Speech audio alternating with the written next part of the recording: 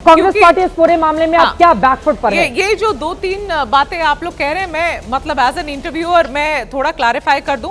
पहला तो एक गेस्ट ने कहा कि कोई व्यवस्था थी, कोई व्यवस्था नहीं थी भाई साहब, ये बिल्कुल नॉर्मल कॉन्वर्सेशन हो रहा था। वो किस व्यवस्था में, उनको तो ये भी नहीं पता था कि मैं क्या सवाल पूछने वाली हूँ। तो वो सवाल पर उस वक्त सीबीआई का दबाव था, इसलिए उन्होंने आपके इंटरव्यू में बिल्कुल नहीं, वो एक एक करके सुनिए एक एक करके सीक्वेंस ऑफ इवेंट्स बता रहे थे। पहले मेरी बात आप सुन लीजिए, अगर मेरी इंटरव्यू तो मेरी बात आप सुन लीजिए। वहां पर व्यवस्था, अगर व्यवस्था होती ना उनकी बातों में, तो मैं पकड़ लेती उस व्यवस्था को और मैं उनसे आगे भी सवाल करती। पहली बात ये व्यवस्था की बात नहीं थी, सीक्वेंस ऑफ इवेंट समझा रहे थे। उन्होंने बोला कॉन्डोलीसा राइस आई, मुझसे मिली, प्रधानमंत्री से मिली, मैं प्रधानमंत्री से मिला, मैंने बोला। लेकिन जो गलती मैंने उनकी पकड़ी वहां पर वो ये थी, उन्होंने कहा कि उस समय की एमईए और उस समय के आईएफएस, उनके दबाव में ये डिसीजन लिया गया कि कूटनीति के थ्रू ही आगे बढ़ना, डिप्लोमेसी के थ्रू आगे बढ़ना है।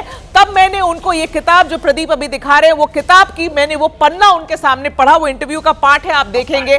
मैं पढ़ के उनको बता रही हूं कि आप कह रहे हैं कि उस वक्त के आईएफएस ने रोका, और ये उस वक्त की फॉरेन सेक्रेटरी शिव शंकर मेनन की किताब चॉइसेस, उस वक्त के फॉरेन सेक्रेटरी मतलब आईएफएस मतलब एमईए, उनका ये कहना था that I personally felt that Pakistan had crossed the line and it needed to be taught a lesson to deter such attacks in the future. उसका मतलब कि पाकिस्तान को सबक सिखाने का समय आ गया था, और मैं चाहता था कि एक कोवर्ट ऑपरेशन हो, मतलब अटैक हो मुरीद के पर और पीओके पर, एलईटी के ठिकानों पर। ये वो किताब में लिख रहे हैं।